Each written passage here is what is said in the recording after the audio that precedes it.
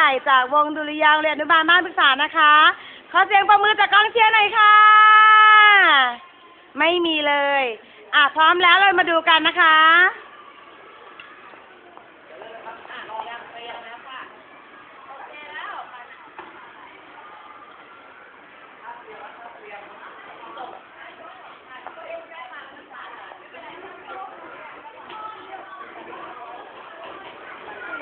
ตอนนี้นะคะ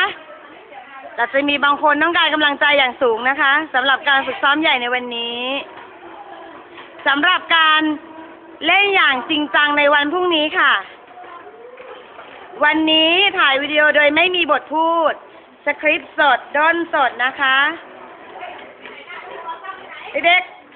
ๆเล่นเป็นมากลูกตามิยะหน้ามืดจังเลยแสงส่องเล่นเป็นเก่งมากค่ะกว้ายค่ะคุ้นชินกับการโพสท่าเพิ่งอำลาวงการมาแป๊บๆอำลาตอนรอบเอวไม่ได้นี่แหละ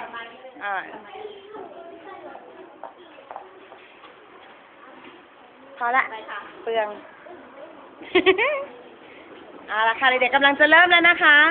รอชมรอฟังนะคะนั่นคือกองเชียร์ค่ะใต้ต้นไม้นั่นกองเชียร์นะคะ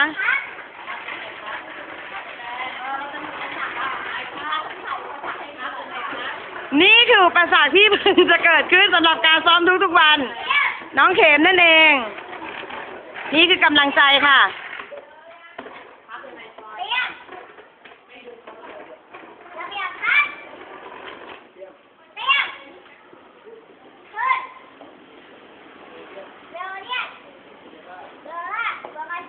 2 3 4